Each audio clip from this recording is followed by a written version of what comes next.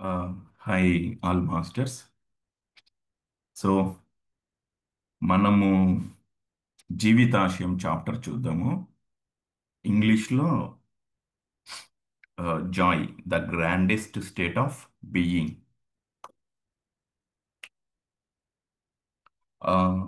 Xerox book అయితే page number 163 Telugu. ఆ, English book page number 185 అండి. ఇంగ్లీష్ స్కూల్ నుంచి వచ్చిన బుక్ అయితే 185. మనం జిరాక్స్ ఒకటి ఫాలో అవుతున్నాం కదా.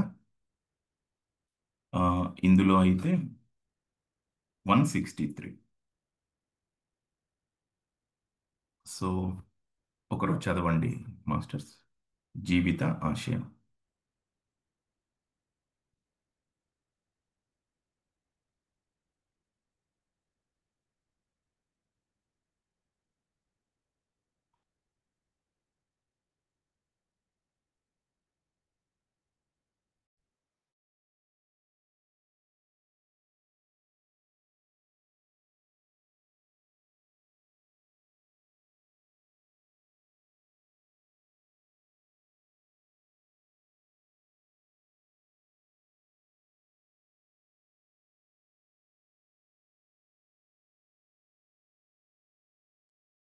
నా వాయిస్ వినపడుతుందా మాస్టర్స్? Yes. వినిపిస్తుంది సార్. Yes. వినపడుతుంది. ఆ, అంటే ఇంతకు ముందు నేను మాట్లాడాను, మ్యూట్లో ఉందా లేకపోతే చాప్టర్ మనం జీవితాశయం చదువుకుందాం అనేసి చెప్పాను, వినపడిందా అది? వినిపించింది సార్. వినపడింది. ఓకే. సి, ఇక్కడ జీవితాశయం కింద తెలుగులో ఒక 3 లైన్స్ ఉంటాయి, ఒకసారి అది చూద్దాము. బట్ వివరణ కోసం ఇంగ్లీష్ బుక్ని ఆ, ఆధారంగా తీసుకుందాం. అక్కడ మరింత సవివరంగా అతను చెప్పటం జరిగింది. ఆనందాన్ని అర్థం చేసుకొని ఆనంద స్వరూపులుగా మీరు ఉండాలన్నదే దైవపు ఏకైక సంకల్పం. దైవాన్ని అర్థం చేసుకోవటానికి, దైవంలాగే ఉండటానికి ఏకైక మార్గం అది ఒక్కటే. ఆ, సో ఇక్కడ మనకు అర్థమవుతుంది ఏంటంటే ఆనందంగా ఉండాలి అన్నది మనకు అర్థమవుతుంది. సో నేను దైవాన్ని అనేసి ఇదివరకే అనేక మాధ్యమాల ద్వారా విని ఉన్నాం. ఎలా నేను దైవాన్ని అవుతాను అన్న ప్రశ్న మనలో ఎప్పుడన్నా ఉద్భవించినప్పుడు ఆ దైవపు గుణగణాలు ఏంటి అని ఆలోచన చేసినప్పుడు రకరకాల ఆలోచనలు అందరికీ జవాబులుగా రావటం సహజంగా జరుగుతూ ఉంటుంది. అసలు ఈ దేవుడు అంటే ఏంటి, ఎలా ఉంటాడు, ఎక్కడుంటాడు, అసలు దేవుడు అని ఎవరిని అంటారు, ఇలా రకరకాల ప్రశ్నలతో గతంలో మనం ఆలోచన చేసి ఉండవచ్చు. ఈ రామ్తా విజ్డమ్ వింటున్నప్పుడు కొంత స్పష్టత వస్తూ ఉంటుంది ఖచ్చితంగా, దైవం అంటే నేనే అని. సో ఆ దైవాన్ని అర్థం చేసుకునే ప్రయత్నంలో భాగంగా నేను సృష్టికర్తను అనేసి కూడా మనకు అవగాహన కలుగుతూ ఉన్నాయి. దైవం నాకన్నా అన్యంగా లేడు అన్న అవగాహన నాకు కలిగింది. తర్వాత ఏమర్థం చేసుకుంటూ ఉన్నాము? దైవం అంటే ఆనందం. సో ఇప్పుడు నువ్వు సృష్టికర్తవు ఎలా అవుతావు అన్నది చర్చించుకుంటూ వస్తూ ఉన్నాం. నుదిటి మీద ధ్యాస, సాధన ప్రక్రియ గురించి చర్చించుకున్నాం. కళ్ళు మూసుకొని నుదిటి మీద మన కోరికను మనం చూస్తూ కూర్చోవటమే. నీకు నువ్వుగా సృష్టికర్తవు ఎలా అవుతావు? ఆ సాధనలో పట్టు సంపాదించుకోవటం ద్వారా, ఆలోచనల్ని సంస్కరించుకోవటం ద్వారా, మానసిక పరివర్తన ద్వారా. సో ఈ అంశాలన్నీ గతంలో చూశాం. ఇప్పుడు ఆ దైవాన్ని అర్థం చేసుకునే ప్రయత్నంలో భాగంగా ఆ దైవాలుగా మనల్ని మనం గుర్తించుకుంటున్నటువంటి ఈ తరుణంలో నువ్వు ఎప్పుడు ఆనంద స్థితిలో ఉండటమే అదే దైవత్వం. దేవుడు అనే అతను ఎప్పుడు ఆనందంగా ఉంటాడంట. మనల్ని చాలా సభలలో, చాలా ప్రవచనకర్తల ద్వారా, అనేక సాధనా సంస్థల ద్వారా మై డియర్ గాడ్స్ అని సంబోధన చేసిన వారు ఉన్నారు. అహం బ్రహ్మాస్మి అని వేదాస్లో చెప్పి ఉన్నారు. అప్పుడు ఆ దైవం ఆనంద స్థితిలో ఉంటే నన్ను కూడా దైవంగా అందరూ గుర్తిస్తూ ఉన్నారు. నా ఎరుకలో కూడా నేను దైవాన్ని అన్న అవగాహన కలుగుతూ ఉంది. అప్పుడు నేను కూడా ఆనంద స్థితిలో ఉండాలి కదా. ఇదే కదా దైవాన్ని అర్థం చేసుకోవటం, దైవంగా జీవించటం అంటే ఆనందాన్ని అర్థం చేసుకోవటం, ఆనందంగా ఉండటమే మనం చేయవలసింది. అంతకుమించి ఏం లేదండి. వాస్తవంగా మీలో ఆనందం అన్న పదం ఈరోజేం కొత్తగా వినట్లేదు. సెషన్ మొదట్లో ఎప్పుడో మనం ఆనందానికి సంబంధించి ఒక సినిమా పాటను కూడా విన్నాం. అనేక సందర్భాల్లో ఆనందం గురించి ఆలోచనలు చేసి ఉంటాం, మాట్లాడి ఉంటాం. ఆనందానికి సంబంధించిన జ్ఞానాన్ని అక్కడో ఇక్కడో వినే ఉంటాం. బట్ ఆ మూమెంట్లోనే మళ్ళీ 23 గంటలు కామన్గా, జనరల్గా పర్సనాలిటీ అంశాలు అంటాం కదా, ఆ స్థితిలోకి కొంతమంది వెళ్ళటం మనం గమనిస్తూ ఉంటాం. అది కూడా ఇక్కడ మనం ఏం అవగాహన చేసుకోబోతూ ఉన్నామంటే నీ సహజ స్థితి నువ్వు ఆనందంగా ఉండటం అండి. ఇప్పుడు మీరు చెప్పండి, ఆనందం అంటే మీ దృష్టిలో ఏంటి మాస్టర్స్? ఒకసారి అన్మ్యూట్ అయ్యి చెప్పండి.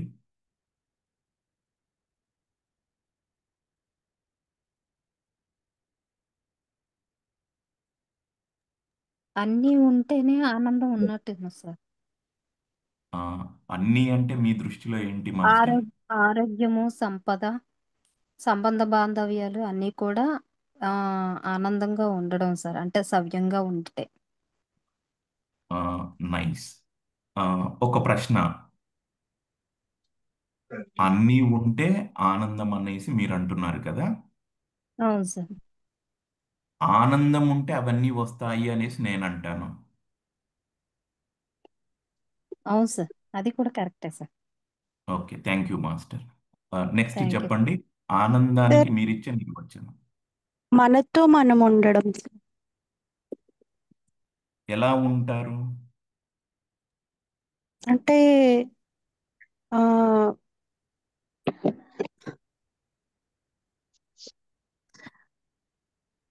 మీకు ఏది అనిపిస్తే అదే చెప్పండి మాస్టర్. ఇక్కడ తప్పు ఒప్పు అన్నది ఏం లేదు, ఆ, ఉన్నదంతా అవగాహన మాత్రమే. అంటే మనతోనే మన హ్యాపీనెస్ ఉంది కదా సార్.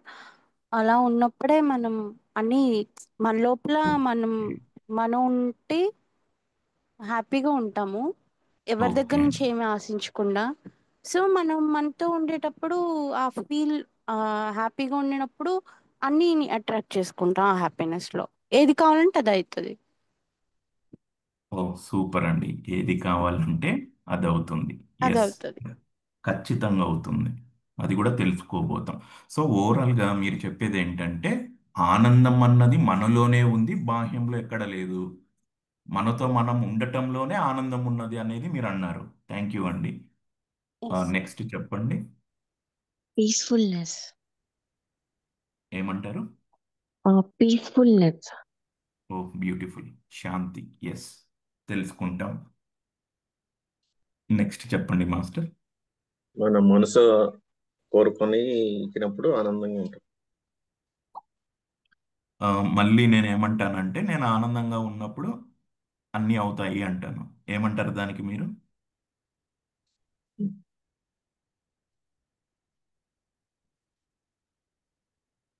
చెప్పండి మాస్టర్. మీరు అంటున్నారు మనసు కోరుకున్నవన్నీ నెరవేరితే ఆనంద స్థితిలో ఉంటాను అనేసి. నేనేమంటున్నాను మళ్ళీ, ఆనందంగా నేనున్నప్పుడు అన్నీ ఉంటాయి. ఇంతకుముందు ఇద్దరు మాస్టర్స్ మాట్లాడారు కదా. ఉమ్. ఆ, సో ఆ, ఎవరు మంగా మాస్టర్ మాట్లాడితే ఏమన్నారు, హ్యాపీనెస్గా ఉంటే అన్ని అట్రాక్ట్ చేసుకోవచ్చు అనేసి. 100% కరెక్ట్ సార్. ఎందుకంటే యూనివర్సల్ లా అలాగే ఆపరేట్ అవుతుంది. ముందు బ్యూటిఫుల్. ఆనందంగా ఉండాలి, అప్పుడు అన్ని ఆటోమేటిక్ గా మన్ని అట్రాక్ట్ చేసుకుని మన దగ్గరికే వస్తాయి. ఎస్ అండి. అన్నీ ఉంటే మనలో హ్యాపీగా ఉంటాను అన్నది జరగదు ఎప్పటికీ. హ్యాపీగా ఉంటేనే అన్ని వస్తాయి మన దగ్గరికి. ఎస్ ఎస్ అండి, థ్యాంక్ యూ. వైబ్రేషన్ మ్యాచ్ అవ్వాలి. యా, సి ఇక్కడ తప్పు ఒప్పు అన్నది ఏదీ లేదు, మళ్ళీ అవగాహన మాత్రమే. రూపాయి బిళ్ళ అంటాం కదా, ఇప్పుడు కనపడట్లేదు అనుకుంటాను. నాణానికి ఒకవైపు కొంతమంది దర్శిస్తారు, అదే నాణానికి ఇంకొంతమంది ఇంకోవైపు దర్శిస్తారు. వాస్తవంగా నాణ్యం ఒక్కటే. సో అవగాహనను బట్టి మళ్ళీ మన అభిప్రాయాలు మారుతూ ఉంటాయి, అనుభవాలు మారుతూ ఉంటాయి. కుమారి మాస్టర్ చెప్పండి. మనలో ఉన్న దైవానికి కనెక్ట్ అయినప్పుడు అసలు ఆనందం నాన్న. బయట ఇవన్నీ కాదు. ఆటోమేటిక్ గా మనకు అన్ని ఆటోమేటిక్ గా వస్తూనే ఉంటున్నాయి. ఆనంద ఎస్, స్థితిలో ఉన్నప్పుడు సృష్టించుకుంటే ఇంకా అద్భుతంగా జరుగుతున్నాయి. ఓకే. తెలియని ఇందాక అనుభూతి జరుగుతుంది ఒకసారి. ఎస్ అండి, మనలోనే ఉంది. నైస్. ఇంకా చెప్పండి మాస్టర్స్. ఆనందానికి మీరిచ్చే నిర్వచనం టఫ్ క్వశ్చన్ ఏం కాదు. ప్రతి క్షణం వర్తమాన క్షణంలో ఉండాలి నాన్న. గతం ఓ, గురించి ఆలోచించుకోండి. ఓకే ఓకే, థ్యాంక్ యూ నాన్న. Thank you. మిగిలిన వారు కూడా చెప్పాలి, ఆనందానికి మీరిచ్చే నిర్వచనం ఏంటి.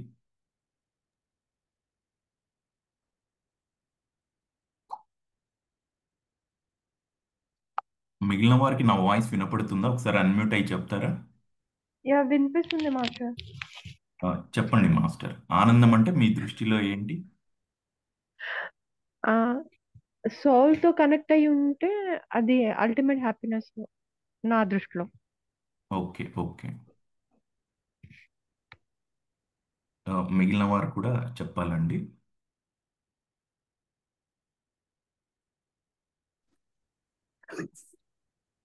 ఆత్మతో కాంటెంప్లేట్ అయి ఉన్నప్పుడు అంటే అదొక అనుభూతిగా నాకు తెలియకుండానే ఆ మొహంలో చక్కటి చిరునవ్వు అది ఏర్పడుతుంది స్వతహాగానే.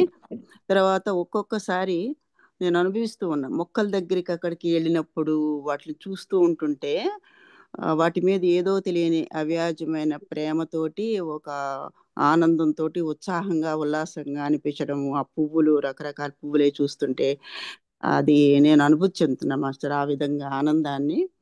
అంటే ఒక ఉత్సాహం కూడా వస్తుంది లోపల నుంచి, ఎంతో ఉల్లాసంగా మిమ్మల్ని చూశాను అన్నట్టు ప్రేమ అన్నీ జనించి లోపల నుంచి వస్తూ ఉంటుంటే అది నేను అలా ఫీల్ అవుతూ ఉన్నాను.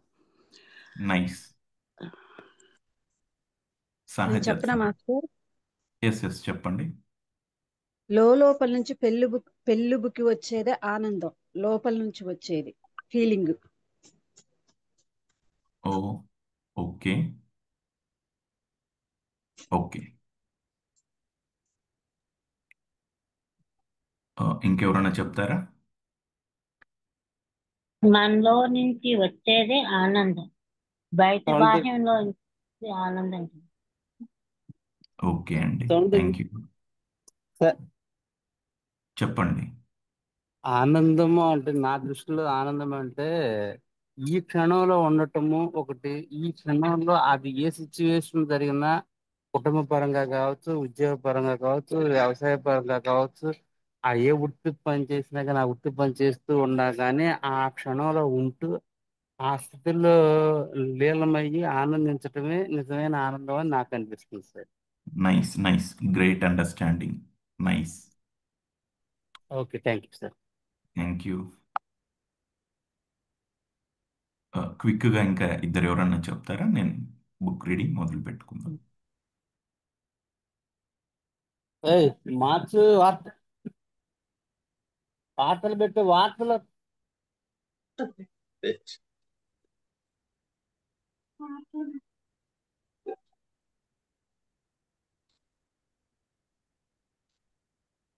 ఏ ఓకే. ప్రతిబంధకాలు లేని స్వేచ్ఛ విహారమే ఆనందం అనుకుంటున్నాను. ఎస్, స్వేచ్ఛ. నైస్ అండి. Okay, thank you. సో నేనే ఆనందం. Right Venky master. Yes. So ఇక మనం స్టార్ట్ చేద్దాం. ఇంగ్లీష్ బుక్ని ఒక రెఫరెన్స్గా తీసుకుందాం. నాకు ఇంగ్లీష్ రాదు అనేసి ఎవరు అనుకోకండి, ఇక్కడ చర్చించుకుంటున్నాం అందుకే. తెలుగు అన్నది ఈజీగా కనెక్ట్ అవుతాము, బాగా అర్థమవుతుంది. అయితే ట్రాన్స్లేట్ చేసే టైంలో పెద్ద పెద్ద మిస్టేక్స్ ఏం కావు, కానీ కొంచెం అవగాహనలో మార్పు ఉంటుందండి. అది కూడా నిశితంగా క్షుణ్ణంగా పరిశీలిస్తే అది అర్థమవుతుంది. ఇప్పుడు ఇంగ్లీష్లో ఏం చెప్పాడు అతను అనేది ఒకసారి చూద్దాం. ఇక్కడ ఏమన్నాడు? ఆనందాన్ని అర్థం చేసుకొని ఆనంద స్వరూపులుగా మీరు ఉండాలన్నదే దైవపు ఏకైక సంకల్పం. దైవాన్ని అర్థం చేసుకోవటానికి, దైవంలాగే ఉండటానికి ఏకైక మార్గం అది ఒకటే. సో దాని గురించి మీరు అవగాహన పెంచుకోండి. అసలు ఆనందం అంటే ఏంటో తెలుసుకోవాలి ముందు. ఊరికే మనం 9 to 10 ఒక సెషన్ పెట్టుకున్నాము, చాలా సందర్భాల్లో ఆనందం గురించి విన్నాం, పాటలు విన్నాం, మాకు తెలియందా? లేదా ఈ 9 to 10 తర్వాత మిగిలిన కార్యక్రమాల్లో పడి ఈ 1 అవర్లో మనం ఏం తెలుసుకున్నామో పక్కన పెట్టడం, ఇలా జనరల్గా మనం గమనిస్తూ ఉంటాం.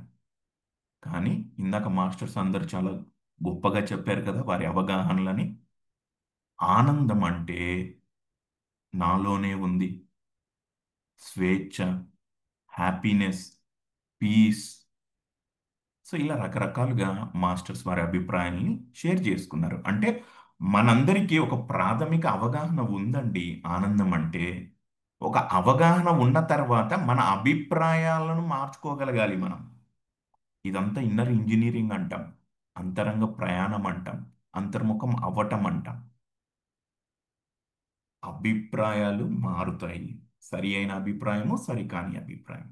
సో నేను ఆనంద స్వరూపము, నేను ఆనందంగా ఉంటాను, అది నా సహజ స్థితి, అదే దైవ స్థితి. అభిప్రాయం మార్చుకున్నాడు, అనుభవాలు ఆటోమేటిక్గా వచ్చేస్తాయండి. అయితే సాధకులు గమనించుకోవాలి, ఆనందానికి ఇంత నిర్వచనం ఉందా, నేను ఎప్పుడు ఆలోచించలేదే అనేది కొంతమంది అనుకోవచ్చు. ఆనందం ఊరికి జస్ట్ విని వదిలిపెట్టిన వారు ఉండవచ్చు. కొంతమంది ఆనందం పట్ల అవగాహన కలిగి వారి అభిప్రాయాలను మెరుగుపరుచుకోవచ్చు. అంతటితో వదిలేయకుండా ఆ అనుభవం నాకు కావాలి, ఏంటి ఆనందంగా ఉండటం అన్నది, ఆ స్థితిలో వారిని వారు ఉంచుకుంటారు. సో ఇంత ఉందండి ఆనందంలో. ఇందాక ఒక మాస్టర్ చెప్పారు కదా, ఉద్యోగంలో కానీ, కుటుంబంతో కానీ, మనతో మనం ఉన్నప్పుడు కానీ, వ్యవసాయం చేస్తూ ఉన్నప్పుడు కానీ. ఇంకొక మాస్టర్ అన్నారు కదా, ప్రస్తుత వర్తమాన క్షణంలో ప్రతి నిత్యము నేను ఆనందాన్ని. ఇంకో మాస్టర్ అన్నారు, నేనే ఆనందం. ఆ స్థితిలో మనల్ని మనం దర్శించుకోవాలి, స్థిరం చేసుకోవాలి. ఇంత ప్రాసెస్ ఉంటుందండి. ఇదంతా మళ్ళీ అంతరంగికంగా జరుగుతుంది, అంతరంగ ప్రయాణం అంటాం. ఇదే అండి అసలైన అంతరంగ ప్రయాణం. ఇప్పుడు అతను ఇంగ్లీష్లో ఏమంటున్నాడో చూద్దాం. Chapter 14, joy the grandest state of being. So అత్యున్నతమైనటువంటి స్థితి అంటున్నాడు ఆనందం. In an exuberant state of joy you are at peace with everything about you. So మనం మదిలో, మన ఆలోచనల్లో ఆనందం గురించి మనం మొత్తం స్థిరం చేసుకున్నప్పుడు మన మనసుని, అలాగే మన ఆలోచనల్ని. ఇప్పుడు ఇందాక ఒక మాస్టర్ అన్నారు, సరోజ గారు,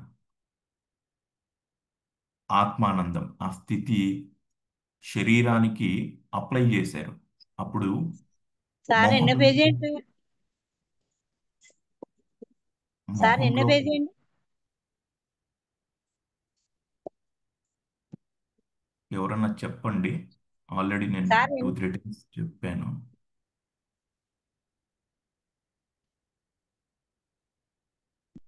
163 మేడం అండి. 163. 163 ఓపెన్ చేశారా?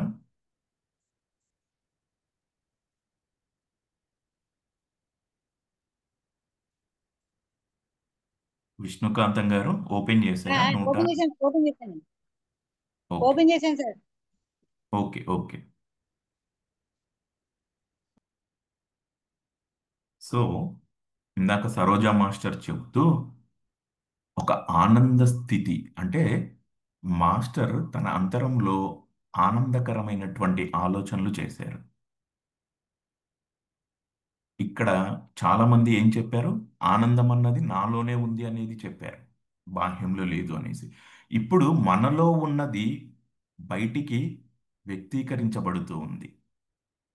మనలో నుండి బయటికి శరీర మాధ్యమంగా దాన్ని వ్యక్తీకరిస్తున్నాం కనుక మన మొహం నిండా ఒక రకమైన ఆనంద స్థితి, ఆ వెలుగులను మనం దర్శిస్తాం. దాంతో అది వరకే చూసినటువంటి మొక్కలు, అది వరకే చూసినటువంటి వ్యక్తులు, అంతకుముందు చూసాం ఎప్పుడో, రోజు చూస్తూ ఉండవచ్చు. ఎప్పుడైతే నాలో ఉన్న ఆనందాన్ని నేను దర్శించానో బాహ్యంలో అదే ఆనందాన్ని మనం ఎక్స్ప్రెస్ చేశాం. ఆ ఆనందం మొక్కలకి పంపించాం, మొక్కలు మనకు ఆనందంగా కనపడ్డాయి, వ్యక్తులు ఆనందంగా కనపడడం మొదలుపెట్టారు. ఉన్నదంతా ఆనందమే. How beautiful. సో ఇక్కడ అతను ఏమంటున్నాడు?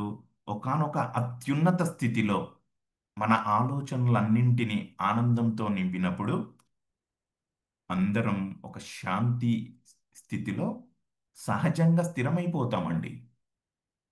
ఆనందం వెనకాల చాలా ఉంటాయి దీనికి. ఒక సరికాని ఆలోచన సాధకుడు చేసినప్పుడు దాని వెనకాల రకరకాలుగా ఉంటాయి కదా.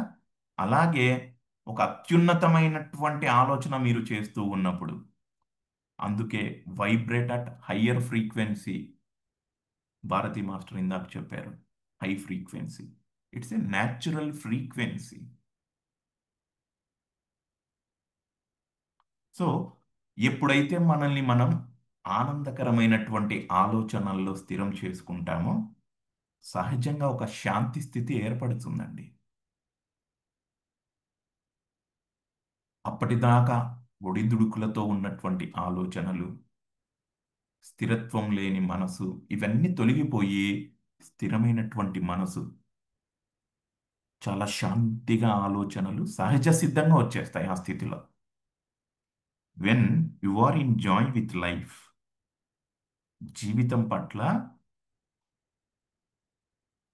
ఒక ఆనంద స్థితితో అండి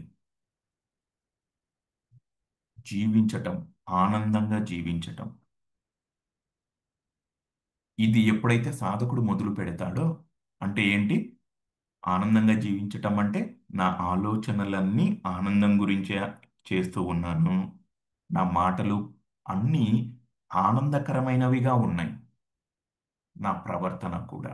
అంటే నేనేం చేసినా ఈ భౌతిక దేహాన్ని ఉపయోగించి చేసే అన్నీ కూడా నాకు ఆనందాన్ని మాత్రమే ఇస్తూ ఉన్నాయి. ఇప్పుడు సాధకుడు 3 లెవెల్స్లో తన్ను తాను సంస్కరించుకున్నాడు. ఆలోచనల్లో, మాటల్లో, ప్రవర్తనలో, అంటే చేతల్లో. ఆలోచనలు ఆనందమయమయ్యాయి, మాటలు ఆనందమయమయ్యాయి, ప్రవర్తన ఆనందమయమయ్యాయి.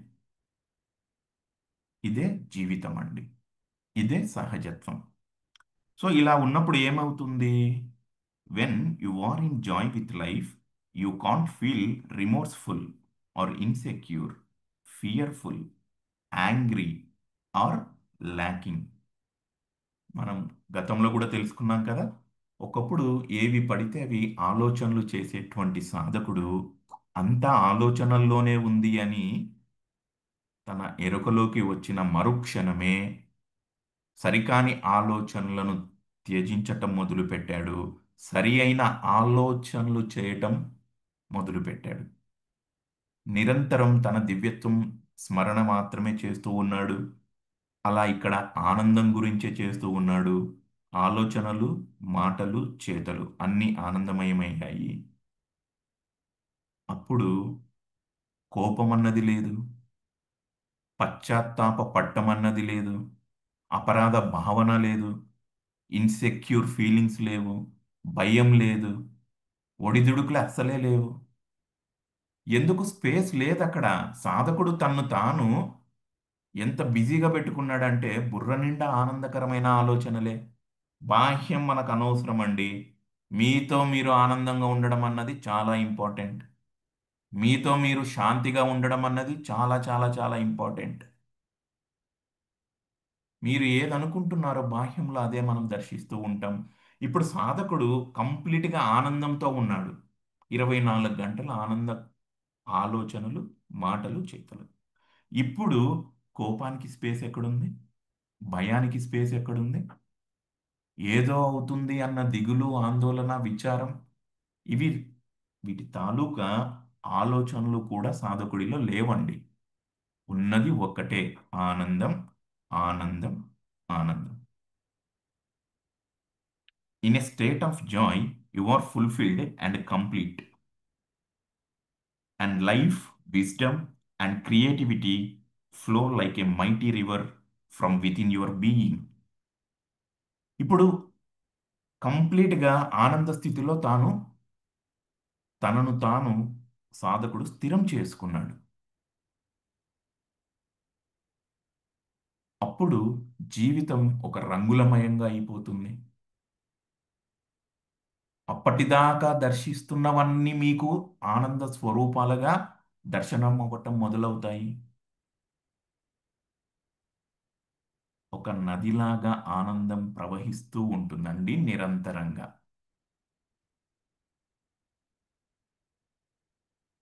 మీ నుండి ఆనందం నలుదిక్కులా వ్యాప్తి చెందుతూ ఉంటుంది. మీరు ఒక పవర్ సెంటర్ అవుతారు ఆనందానికి.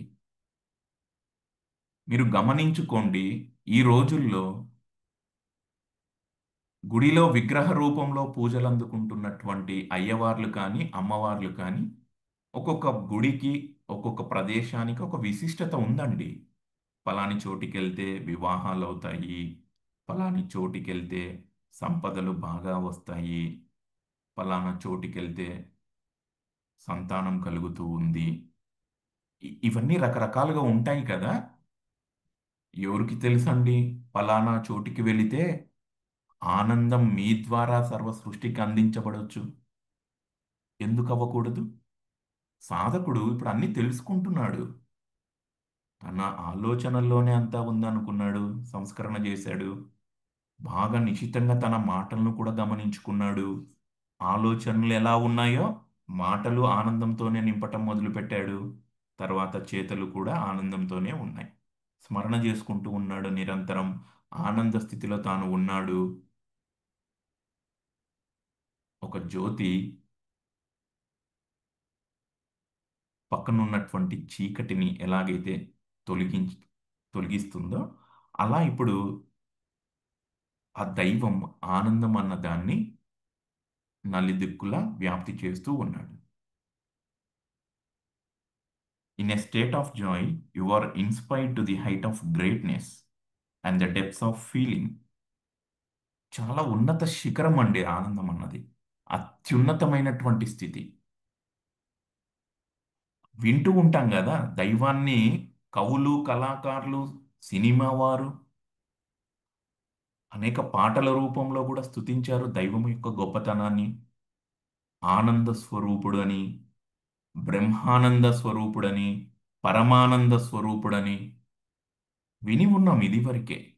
అత్యున్నతమైనటువంటి స్థితి అండి. నేను దైవం ఎలా అని ఒక ప్రశ్న వేసుకున్నప్పుడు కొన్ని సందర్భాల్లో ఆ సాధకుడికి నేను దైవం ఏంటి, గుళ్ళో కదా దైవము, పూజా తతంగం ఉంటుంది, నియమాలు ఉంటాయి అని ఒకప్పుడు ఉండి ఉండవచ్చు ఒక అవగాహన.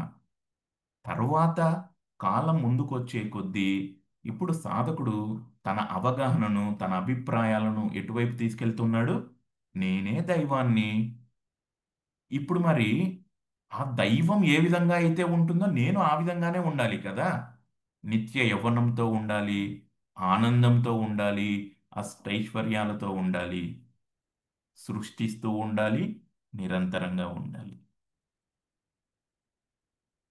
గుడిలో విగ్రహ రూపంలో పూజలు అందుకోవాలా లేదా అన్నది మరి ఆ దైవం యొక్క ఫ్రీ విల్ అండ్ చాయిస్. కొంతమంది విగ్రహ రూపంలో పూజలు అందుకుంటూ ఉంటారు. కొంతమంది ఉన్నది ఒకటే దేవుడు అని చెప్తే వారికి విగ్రహాలు కట్టి మళ్ళీ పూజలు చేస్తున్న వారు కూడా ఉండి ఉండవచ్చు. ఇది రకరకాలుగా ఉంటుంది. సో ఇక్కడ మనం అర్థం చేసుకోవాల్సింది ఏంటి అంటే ఆనంద స్థితి అండి. కేవలం విని పక్కన పెట్టకుండా ఇప్పటిదాకా గత 2.5 నెలలుగా మనం ఏ విధమైనటువంటి అవగాహనను కలిగి ఉంటూ ఉన్నామో ఇప్పుడు కాస్త ప్రోగ్రెస్ అవ్వాలి లోతుల్లోకి. నిరంతరం నేను ఆనందంగా ఉండటం అన్నది నా సహజ స్థితి. ఆ సహజ స్థితిలో నా అన్ని కోరికలు, నా అన్ని సంకల్పాలు నెరవేరాయి. సహజ స్థితి అంతే అండి. సో ఇప్పుడు తెలుగు బుక్కు వద్దాం. జీవిత ఆశయం 163 అండి. సో ఈ తలం మీద ప్రతి జన్మలోనూ ఇక్కడి మీ జీవనానికి ఏమిటి కారణం, ఏమిటి మీ జీవిత ఉద్దేశం, ఓ ప్రత్యేక వ్యక్తిత్వాన్నో ఓ వృత్తి ప్రావీణ్యాన్నో పొంది తీరాలన్న ప్రగాఢ వాంఛ పరినిర్మితమయ్యే పద్ధతిలోనే ఎందరి పెంపకాలో సాగుతూ ఉన్నాయి. ఆ ధ్యేయంతోనే బంధుమిత్రాదులు మరి సమాజము రెండూ సైతం చేస్తున్న ఓ సునిశ్చిత పరీక్షకు వాళ్ళందరూ లోబడి ఉంటున్నారు. భవిత మీద ఎంత శుభేచ్ఛో మహాప్రవక్తులుగా ఆధ్యాత్మికాన్ని బోధించటానికో, మహారక్షకులుగా మానవాళిని రక్షించి ఉద్ధరించటానికో, అద్భుత స్పర్శతో అందరి రోగాల్ని నయం చేయటానికో ఎంచుకోబడి భూమి మీదకు పంపబడిన అవతార మూర్తులుగా తమను తాము ఊహించుకుంటున్న వాళ్ళు కూడా ఉంటారు. ఎంత మహనీయతో, కఠోర నిష్ఠ నియమాలతో, సాంప్రదాయ ఆచారబద్ధమైన విద్యుత్ కర్మాలతో బహు ఇరుకైన దివ్య పదంలో ముక్తి మార్గంలో చరించటానికే ఈ భూమి మీదకు వచ్చామని అనుకుంటున్న వాళ్ళెంతమందో ఉన్నారు. అంత ఎంత విసుగు పుట్టించే విషయమో. సో ఇతను క్వశ్చన్ చేస్తూ ఉన్నాడండి, అసలు ఎందుకు వచ్చారు మీరు ఈ భూమి మీదకు, దానికి కారణం ఏంటి, ఈ భూమి మీదకి ఎందుకు వచ్చారు అని క్వశ్చన్ చేస్తూ కొన్ని ఆప్షన్స్ వస్తాయి కదా. అప్పుడు మనం మనతో ఉన్నప్పుడు కొన్ని ప్రశ్నలు వేసుకుంటాం లేదా కొంత ఆలోచనలు చేస్తాం. ఒకప్పుడు ఏది పడితే అది ఆలోచన చేసేవారిమి, తర్వాత శాస్త్రీయంగా ఆలోచనలు చేసి సరికాని ఆలోచనలు, ఇది నాకెందుకు ఉపయోగపడదు కదా, నేను ఎందుకు దీన్ని ఎంటర్టైన్ చేయాలి అని సాధకుడు తనకు తానుగా సరికాని ఆలోచనలను తగ్గి తగ్గించుకుంటూ సరి అయిన ఆలోచనల యొక్క మోతాదు పెంచుకుంటూ వస్తూ ఉన్నాడు. ఆ విధంగానే ఇక్కడ ఒక ప్రశ్న వేస్తూ ఉన్నాడు, ఎందుకు మనమంతా ఈ భూమి మీద ఉన్నాం, ఎందుకు వచ్చాం, కారణం ఏంటి. వెంటనే ఏమంటున్నాడు, ఒక సినిమా హీరోగా ఉండటానిక, ఒక రాజకీయ నాయకుడిగా ఉండటానిక, ఓ గ్ర ఓ గృహిణిగా ఉండటానిక, ఒక న్యాయవాదిగా, ఒక వ్యాపారవేత్తగా, ఒక విద్యార్థిగా ఉండటానిక.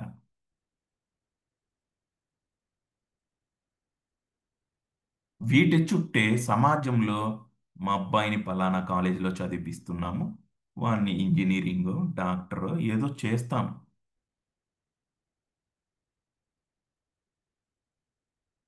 సో ఇరుగు పొరుగు ఆ విధంగానే ఉన్నారు, బంధుమిత్రులు ఆ విధంగానే ఉన్నారు. సో ఇక్కడ మనం అర్థం చేసుకోవాల్సింది చదివిపించటం రాంగ్ అని కాదు, పిల్లల్ని ఇంజనీరింగ్లుగా డాక్టర్లుగా చూడాలి అనడం కూడా రాంగ్ కాదు. ఇంకాస్త ఒక అడుగు ముందుకేసి ఆలోచన చెయ్యగలగాలి. సో కొంతమంది దైవం నన్ను పంపించాడు, నన్ను ఎంచుకుంది మానవాళిని ఉద్ధరించటానికి, మహాప్రవక్తులుగా ఆధ్యాత్మికతను బోధించటానికి, ఇంకొన్ని డ్రామాలు ఉంటాయి కదా బయట, గత జన్మ కర్మలను తోమడానికి, ఎండబెట్టడానికి, ఇవన్నీ వింటూ ఉంటాం. మీరు మా దగ్గరికి రండి, మీ కర్మలన్నీ మేము తీసేస్తాం, మీ ఆస్తిపాస్తులు మాకు ఇవ్వండి, ఎందుకు ఆస్తిపాస్తులు మీకు. సో ఇదివరకే సాధకుడు ఇవన్నీ విని బాగా అలసిపోయాడు.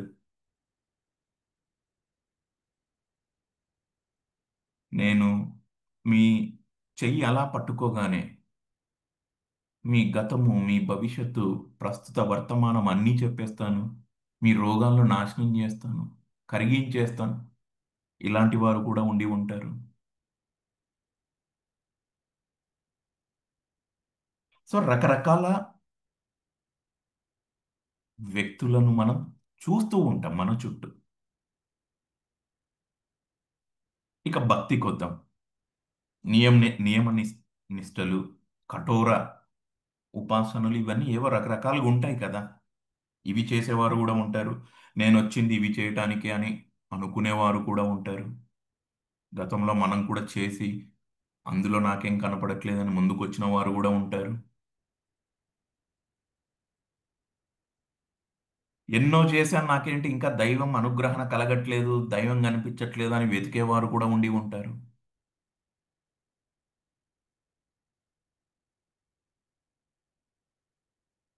సో ఒక ప్రశ్న వేసి అసలు భూమి మీదకి మనం ఎందుకు వచ్చాం, ఏంటి కారణం, ఎందుకు రావాల్సి వచ్చింది, ఉద్దేశం ఏంటి అని ఒక ప్రశ్న వేసి రకరకాల జవాబులుగా అతను మనల్ని ఆలోచించేలా చేస్తూ ఉన్నాడు. చూద్దాం నెక్స్ట్ పేరాలో ఏం చెప్తాడు. ఎవరికి ఏ ఆశయాలు ఉండవు వాళ్ళు ఈ భూతలం మీదికి వచ్చేటప్పుడు. మీకు కానీ మరెవరికైనా ఆ దైవం మీ జీవితం ఎలా ఉండాలన్న ప్రామాణికాన్ని విధించే ఏ నిర్దేశిత ఆశయాలను అందించటం లేదు. ఒకే ఒక్క దాన్ని తప్ప, అదే మీరు ఆనందపూర్ణులై ఉండాలన్న విషయం. ఆ ఆనందాన్ని మీరు ఎలా అర్థం చేసుకుంటున్నా సరే, మీ పట్ల ఆ దైవానికి ఉన్న ఈ ఒక్క వాంఛితమే మీ ఉనికికి అత్యంత మహత్తును పరికల్పిస్తుంది. ఎంతో విలువైనది, దివ్యమైనది అయినా మీ స్వయంలో ఎంతెంత సంతోషంగా, ఆనందంగా మీరు ఉండగలుగుతారో అంతంతగా ఆ దైవంతో సారూప్యాన్ని, జీవిత సర్వస్వంతో సామరస్య శృతిని సంప్రాప్తి సంప్రాప్తించుకోగలుగుతారు. కాబట్టి జనరల్ ఏమంటాడు, పై పేరాలో తెలుసుకున్నాం కదా, మీ అందరినీ ఉద్ధరించటానికే దైవం నన్ను పంపించింది, మీ గత జన్మ కర్మలను తోమడానికే నన్ను ఎన్నుకున్నారు. ఇవన్నీ వింటూ ఉంటాం. సో జనరల్గా అటువంటివి ఏమి ఉండవండి, ఎటువంటి ఆశయాలు ఏమి ఉండవు. ఆ దైవం ఒకవేళ మీకు ఏదన్నా ఆశయం నిర్దేశించవలసి వస్తే, మీరు ఆనందంగా ఉండటం అన్నది మాత్రమే ఆ దైవం మీ నుంచి కోరుకుంటుంది. అదే మీకు చెబుతూ ఉంది. ఆ తండ్రి, ఆ జగత్పిత, ఆ జగన్మాత మనం ఆనందంగా ఉండటాన్నే కోరుకుంటుంది.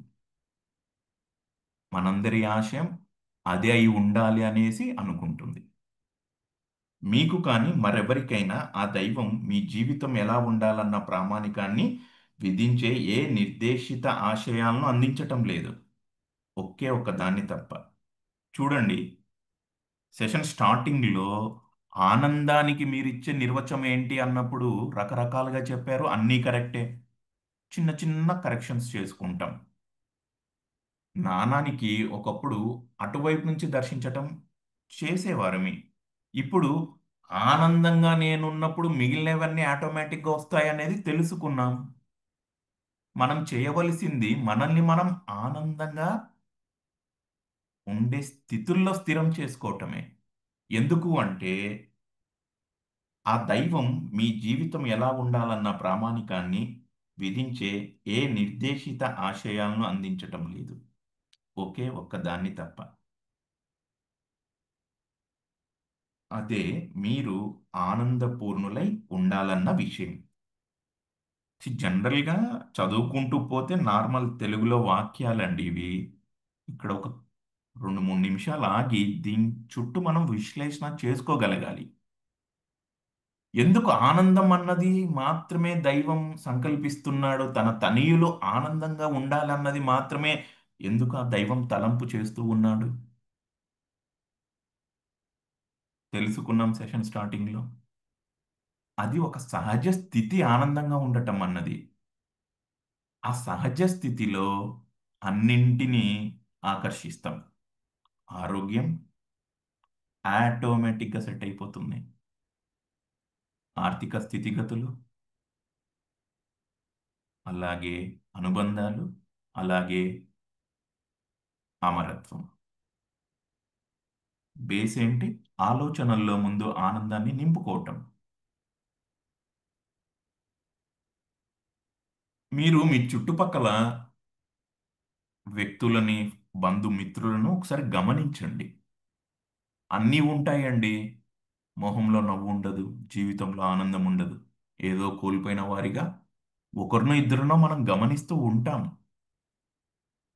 ఇప్పుడు అదే మన సర్కిల్లో ఒక బంధువో, ఇరుగు పొరుగు ఉన్నటువంటి ఒక వ్యక్తినో, ఒక మిత్రునో గమనించండి.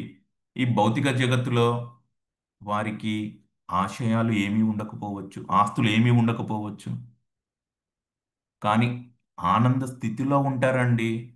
వారి మొహం నిండా ఆనందమే, నవ్వుతూ ఉంటారు. కొన్ని సందర్భాల్లో మీరు కొంచెం ఒడిదుడుకులతో ఉన్నప్పుడు వారితో మాట్లాడితే మీరు ఆనంద స్థితిలోకి వెళ్ళిపోవటం మీరు గమనించి ఉండవచ్చు. సో ఈ ఆనందం అన్నది అత్యున్నతమైనటువంటి స్థితి, అది అందరి సహజ స్థితి. ఆ స్థితిలో అన్నీ ఆటోమేటిక్గా సమకూర్చబడతాయి. ఆనందంగా ఉండటం అన్నదే ఆ దైవపు ఏకైక తలంపు. వెళ్ళండి, మీరు ఎక్కడికైనా వెళ్ళండి, ఏమైనా చేయండి, ఏ తలంలో అయినా బర్త్ తీసుకోండి, గృహిణిగా ఉండండి, వ్యాపారం చేయండి, డబ్బు సంపాదించండి, ఆస్తులు కూడబెట్టండి, పేదరికంలో ఉండండి, ఇబ్బందుల్లో ఉండండి, ఏమైనా చేసుకోండి, ఆనందంగా ఉండండి. ఆ స్థితిని అర్థం చేసుకుంటే మిగిలినవన్నీ ఆటోమేటిక్గా వచ్చేస్తాయండి. ఆ ఆనందాన్ని మీరు ఎలా అర్థం చేసుకుంటున్నా సరే, మీ పట్ల ఆ దైవానికి ఉన్న ఈ ఒక్క వాంఛితమే మీ ఉనికికి అత్యంత మహత్తును పరికల్పిస్తుంది. ఎంతో విలువైనది, దివ్యమైనది అయిన మీ స్వయంలో ఎంతెంత సంతోషంగా, ఆనందంగా మీరు ఉండగలుగుతారో అంతంతంగా ఆ దైవంతో సారూప్యాన్ని, జీవిత సర్వస్వంతో సామరస్య శృతిని సంప్రాప్తించుకోగలుగుతారు. కాబట్టి ఇప్పుడు ఎలా వస్తాయి? నేను ఆనందంగా ఉంటే డబ్బులు ఎట్లా వస్తాయి? నా ఆరోగ్యం ఎలా మెరుగవుతుంది? అనుబంధాలు ఎలా సెట్ రైట్ అవుతాయి? అమరత్వాన్ని ఎలా సిద్ధించుకుంటాను అని ఒకరికో ఇద్దరికో మదిలో మరో ప్రశ్న వచ్చి ఉండాలి ఖచ్చితంగా. ఊరికే ఆనందంగా ఉంటే అయిపోతాయంటే ఎలా? ఈ ఫిజికల్ బాడీకి నమ్మకం కావాలి కదా. ఎస్ అండి, ఆనందంగా ఉండటం సాధకుడు మొదలుపెట్టినప్పుడు ముందు తన ఆలోచనల్లో నేను ఆనందంగా ఉన్నాను, ఆనందకరమైనటువంటి మాటల్ని నేను విన్నాను, ఆనందకరమైనటువంటి మాటలే నేను మాట్లాడాను, నా చుట్టూ ఆనందకరమైనటువంటి వ్యక్తులు ఉన్నారు, ఇలా ప్రయాణం మొదలు పెడతాడు. ఇది తెలియనప్పుడు బాహ్యంలో ఎవరో కోపంగా ప్రవర్తించవచ్చు, ఒక పరిస్థితి సాధకుణ్ణి ఆందోళన వైపు తీసుకెళ్లటం జరగవచ్చు. మొదట్లో సాధకుడు ఆ కోపం వెనకాలే ప్రయాణం చేసి ఉండవచ్చు. సరికాని పరిస్థితులు ఎదురైనప్పుడు ఆ పరిస్థితి గురించి ఆలోచించటం మొదలుపెట్టి ఉండవచ్చు. కానీ ఇప్పుడు ఇక్కడ పదే పదే మనం ఏం తెలుసుకుంటూ ఉన్నాం? అంతా మన అంతరంలోనే ఉంది. ఆలోచనలు నేను ఇప్పుడు బాహ్యంలో ఏమున్నా నాకు అనవసరం. నా ఆలోచనలు ఆనందంతో ఉండటమే నాకు ఇంపార్టెంట్. ఇప్పుడు సాధకుడు సరికాని పరిస్థితులకు, సరికాని వ్యక్తులకు రియాక్ట్ అవ్వడం తగ్గించుకున్నాడు. అక్కడ మిగిలిన ఎనర్జీని తీసుకొచ్చి నేను ఆనందంగా ఉన్నాను అన్న దానిపైనే తన శక్తిని సాధకుడు కేంద్రీకరణ చేశాడు, ఇన్వెస్ట్ చేశాడు. సహజంగా ఆలోచనలు ఎలా అయితే ఉంటాయో శరీరం పైన దాని ప్రభావం కనపడుతుంది అనేసి పదే పదే తెలుసుకున్నాం. ఎటువంటి ఆలోచనలు చేస్తూ ఉంటారో కణస్థాయి పైన, జన్యు వ్యవస్థ పైన, శరీర నిర్మాణం పైన దాని ప్రభావం పడుతూ ఉంటుంది. ఆనంద స్థితిలో అన్ని సహజంగా ఈ విధంగా సమకూర్చబడతాయండి. తన ఆలోచన శక్తిని సరికాని వాటిపై నుంచి మళ్ళించి సరి అయిన వాటిపైన కేంద్రీకరణ చేస్తాడు. ఆలోచనల్లో స్పష్టత ఉంటుంది. మానసికంగా తను అలసిపోవటం అంటూ ఏమీ ఉండదు. ఇంకా శక్తి రెట్టింపు అవుతుంది. అనంతంగా ఆలోచన చేయగలిగే కెపాసిటీ వస్తుంది. ఇప్పుడు సాధకుడికి పూర్తి పట్టు దొరికింది. సింపుల్, ఇంకా అన్ని సమకూర్చుకుంటాడు. సో మీ పట్ల ఆ దైవానికి ఉన్న ఈ ఒక్క వాంఛితమే మీ ఉనికికి అత్యంత మహత్తును పరికల్పిస్తుంది. ఎంతో విలువైనది, దివ్యమైనది అయిన మీ స్వయంలో ఎంతెంత సంతోషంగా, ఆనందంగా మీరు ఉండగలుగుతారో చూడండి. మీరు ఎంత ఆలోచనల్లో మీ ఆనంద మోతాదును పెంచుతూ ఉంటే అంత రిజల్ట్ బాహ్యంలో కనపడుతూ ఉంటుంది. మీపైనే ఆధారపడి ఉంటుందండి. బాహ్యంలో ఏ సంస్థ పైనో, ఏ వ్యక్తి పైనో, ఏ స్థితి పైనో ఉండదు. అంతా అంతరంలోనే ఉంటుంది. సో మీరు ఎంత సంతోషంగా ఉంటారో, మీరు ఎంత ఆనందంగా అంతరంలో మిమ్మల్ని మీరు దర్శిస్తూ ఉంటారో అంతంతగా దైవ స్థితికి దగ్గర అవుతూ ఉంటారు. మళ్ళీ దైవం అంటే ఏంటి? ఇది అనేక సందర్భాల్లో తెలుసుకున్నాం. దైవానికి డబ్బులు ఉంటాయి, అలంకరణలు చేసుకుంటాడు, ఆనందంగా ఉంటాడు. అదే చెప్తూ ఉన్నాడు. సో జీవిత సర్వస్వంతో సామరస్య శృతిని సంప్రాప్తించుకోగలుగుతారు కాబట్టి ఇప్పుడు ఆ ఆనంద స్థితిలో పూర్తిగా తను తాను స్థిరం చేసుకున్నాడు. చాలా సందర్భాల్లో తెలుసుకున్నాం. మీరు మీ ఆలోచనని శరీరం మొత్తం నింపినప్పుడు అటువంటి వాటినే మీరు ఆకర్షిస్తారు. కేవలం మీరు ఒక్క ఆలోచనతో మొదలుపెట్టినటువంటి ప్రయాణం సర్వ సృష్టిని ఆనందమయం చేయటం వరకు సాగుతూ పోతూ ఉంది. ఇది ఇందాక తెలుసుకున్నాం కదా, పలానా గుడికి వెళ్తే సంతానం కలుగుతుంది. ఎలా మొదలయ్యిందండి అది? ఆ దేవుడు స్థిరం చేసుకున్నాడు ఆ ఆలోచన స్థితి తనలో. మానవాళి కొంతమంది ఇబ్బంది పడుతున్నారు వివాహాలు కాక, వారు నా గుడికి వస్తే వివాహం అవుతుంది. స్థిరమయ్యింది. నా గుడికి వస్తే వారికి డబ్బులు బాగా వస్తాయి. ఒక సాధకుడు స్థిరం చేసుకున్నాడు. వీటన్నిటికీ బేస్ మళ్ళీ ఆనంద స్థితిలో వారందరూ ఉంటారండి. ఇక్కడ మనమేం తెలుసుకుంటున్నామంటే నువ్వే దైవం అని తెలుసుకుంటూ ఉన్నాం పదే పదే.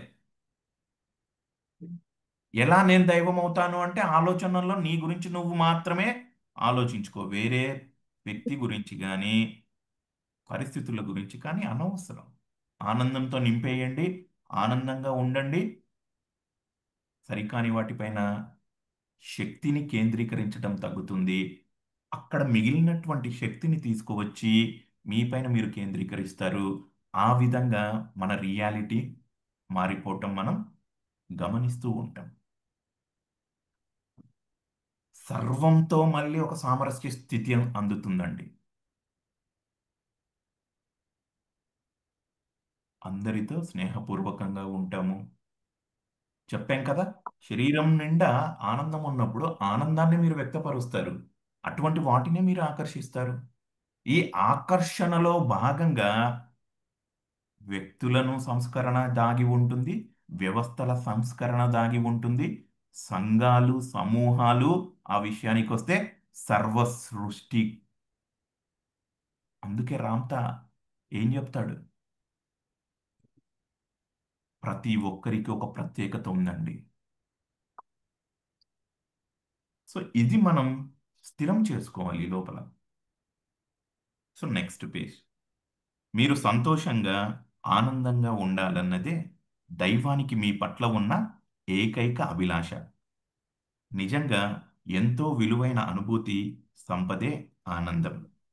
జీవితంలో పొందగల మహోన్నత సిద్ధి అదే. ఆనందానుభూతిని గ్రహించి ఆనంద స్వరూపులు కావటమే దైవం సమస్త మానవాళికి సమర్పించిన అంతిమ గమ్యం. ఏ తలంలో మానవుడి స్థితి ఉన్నా, ఏ అవగాహనను మానవుడు సిద్ధించుకొని ఉన్నా, ఆనంద స్థితే దైవస్థితి కనుక. సర్వకాలాల్లో సిద్ధమై అమరి ఉండే ఉనికి శాశ్వతత్వపు సహజ స్థితి ఆనందం. మళ్ళీ ఆనందం గురించే చెప్తున్నాడు. ఈ చాప్టర్ అంతా అదే. కొంతమంది అనుకుంటారు కదా, ఏ దైవానికి కోపం వచ్చిందో వింటూ ఉంటాం కదండి. బయట సొసైటీలో ఆ విధంగా కండిషన్ చేశారు. ఒక తరం నుంచి ఇంకో తరానికి అసలైన జ్ఞానం ఏ విధంగా వక్రీకరణ జరిగిందో, from top level to the bottom level, ఈ సమాజంలో ఉన్నత స్థితి నుంచి కింది అట్టడుగు స్థాయి స్థితి వరకు జ్ఞానాన్ని వక్రీకరణ చేయటం మనం గమనిస్తూ ఉంటాం. మీ కులదైవానికి ఆగ్రహం తెప్పించావు, అందుకే ఇదంతా జరుగుతుంది. ఎందుకు వస్తుందండి ఆగ్రహం? అమ్మ, మన ఇంట్లో అమ్మ మనపై ఎంత ప్రేమతో ఉంటుంది, అమ్మమ్మ ఇంకెంత ప్రేమతో ఉంటుంది. అమ్మను కన్నా అమ్మ ఎంత ప్రేమతో ఉండాలి. కానీ వక్రీకరణ జరిగింది. పాపం అమాయకుడు అదే నిజమని నమ్మాడు. తర్వాత తెలుసుకుంటున్నాడు అనుకోండి, అమ్మ ఎప్పుడు ప్రేమను పంచుతూ ఉంటుంది. ఇప్పుడు మీరు అమ్మ స్థితిలో ఉండి మీ సంతానాన్ని దర్శించండి, ఎంత ప్రేమను మీరు వారికి అందిస్తూ ఉంటారు. అదే అందరి దైవ స్థితి అండి. మీరు ఎప్పుడు కోపం తెచ్చుకోరు కదా, ద్వేషించరు కదా, శపించరు కదా సంతానాన్ని. దైవం అంతే. సంతోషంగా ఉండటము, ఆనందంగా ఉండటం అన్నదే తల్లిదండ్రులు తమ పిల్లల పైన అదే ఆలోచనతో ఉంటారు. ఈ జగత్పిత, ఈ జగన్మాత ఇంకెంత ఉన్నతమైనటువంటి సంకల్పం తమ తనయుల పట్ల కలిగి ఉంటారు. అదే ఆనందం, ఆనందం, ఆనందం. అదొక్కటే నిజంగా ఎంతో విలువైన అనుభూతి సంపదే ఆనందం. చాలా అనుభూతులు ఉంటాయి కదండి, చిన్న చిన్న అనుభూతులు. అత్యున్నతమైన అనుభూతి ఆనందమే. ఏ పర్పస్తో ఆత్మ శరీరాన్ని ఎంచుకుందో ఆ పర్పస్ తెలుసుకుంటున్నాం. మొదట్లో తెలియదు. పుట్టినవాడు గిట్టక మానుడు అనేదే తెలుసుకుంటూ వచ్చాం. తర్వాత అర్థమైంది దైవం శాశ్వతంగా ఉంటారు అని. ఆత్మ తెలివైంది, తెలివైన ఆత్మ తెలివైన పనులు చేస్తుంది. ఆ తెలివైన పనుల్లో భాగంగా నా శరీరాన్ని ఎంచుకోవటం జరిగింది. అసలైన ఈ శరీర తత్వం ఏంటో నేను తెలుసుకున్నా, ఆత్మతత్వం ఏంటో నేను తెలుసుకున్నా. ఆత్మ శరీరం మధ్య ఒక సామరస్యాన్ని నేను ఎస్టాబ్లిష్ చేశాను.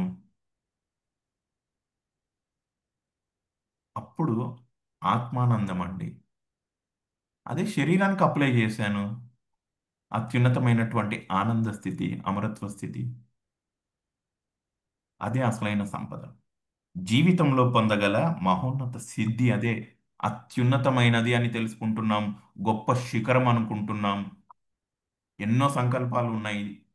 ఆ సంకల్పాల్లో ఆ దైవం మన పట్ల ఉన్న సంకల్పం ఏంటి? మనం ఆనందంగా ఉండటం అనేదే పదే పదే తెలుసుకుంటూ ఉన్నాం. గొప్ప సిద్ధి ఆనందం. ఆనందానుభూతిని గ్రహించి ఆనంద స్వరూపులు కావటమే దైవం సమస్త మానవాళికి సమర్పించిన గమ్యం. మహాప్రవక్త కావటం ఇది చాలా చాలా చాలా ఇంపార్టెంట్ అండి. చెప్పేవారు తెలుసుకోవాలి, వినేవారు తెలుసుకోవాలి, మాస్టర్స్గా పిలువబడేవారు తెలుసుకోవాలి, ప్రవచనకర్తలు తెలుసుకోవాలి, పీఠాలు తెలుసుకోవాలి, అందరూ తెలుసుకోవాలి. నువ్వు వచ్చింది ప్రవచనానికో, మహాప్రవక్తగానో, గండ బేరండాలు ధరించటానికో? Of course they are part and parcel. ప్రయాణంలో అవన్నీ భాగం. అల్టిమేట్ స్థితి ఆనందంగా ఉండటానికే అండి. పిల్లలను డాక్టర్స్ చేయాలన్నా, ఇంజనీర్స్ చేయాలన్నా అంతిమం అది కాదు కదా. వారు ఆనందంగా ఉండడమే అల్టిమేట్ అండి. దాన్ని మనం అర్థం చేసుకోవాలి, అవగాహనలో పెంచుకోవాలి, అభిప్రాయాలు ఆటోమేటిక్గా మారుతాయి. సో ఆ దైవం ఇస్తున్న అంతిమ గమ్యం సమస్త మానవాళికండి, నీకు నాకు కాదు, అందరికీ. అందుకే నేను చెప్తూ ఉన్నా, ఎస్, ప్రతి ఒక్కరూ తెలుసుకోవాలండి ఇది. ఊరికే జూమ్ వేదికగా కూర్చొని చెప్పటం కాదు కదా, వినటం కాదు. అంతకన్నా దైవం ఎక్కడో ఉన్నాడని రకరకాల కండిషన్స్ పెట్టి అర్థం కాని పదాలు, అర్థం కాని భాషతో ప్రతి ఒక్కరూ తెలుసుకోవాలి. ఆనందంగా ఉండటం అదొక్కటే అండి. అక్కడి నుంచి మళ్ళీ అన్నీ ఆపరేట్ అవుతాయి. ఏ తలంలో మానవుడి స్థితి ఉన్నా, ఏ అవగాహనను మానవుడు సిద్ధించుకొని ఉన్నా, ఆనంద స్థితి దైవస్థితి కనుక సర్వ మానవాళి ఆనందం అన్నది గమ్యం ఇచ్చాడు. సర్వం దైవమని మనం అనుకుంటూ ఉన్నాం. సో అది అందరి సహజ స్థితి, అత్యున్నతమైనటువంటి స్థితి, సర్వకాలాల్లో సిద్ధమై అమరి ఉండే ఉనికి, శాశ్వతపు సహజ స్థితి ఆనందం అంటే. సో మనం ఇక్కడ స్టాప్ చేద్దాం. 164 సెకండ్ పేరాతో రేపు మొదలు పెడదామండి. సో సింపుల్ లాంగ్వేజ్, ఆనందంగా ఉండటం అన్నదే ఆ దైవం మన నుండి ఎక్స్పెక్ట్ చేసేది. ఆ విధంగా ఉండండి, అన్నీ ఆటోమేటిక్గా సమకూరుతాయి అనేది కూడా చెప్తూ ఉన్నారు. ఎలా సమకూరుతాయి అనేది ఇక్కడ వివరించుకుంటూ ఉన్నాం. ఓకే మాస్టర్స్, మీకు ఏదైనా సందేహాలు ఉన్నా క్విక్గా అడగండి.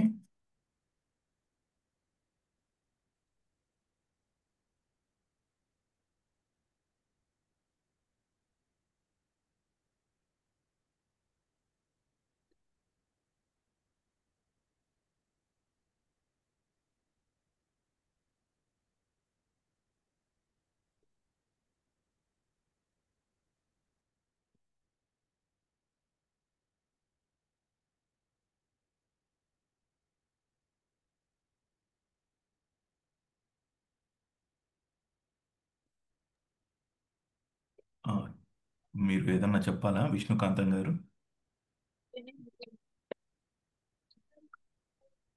ఒకసారి చేసుకుని చూస్తారు, నాడేసి ఇస్తాను. ఇప్పుడు ఏమైనా ఇవ్వాల్సి ఉంటే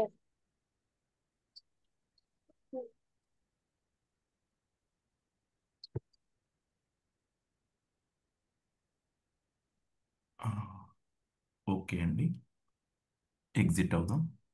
లూజ్ ఏమన్నా అయితే కుట్టేద్దాం.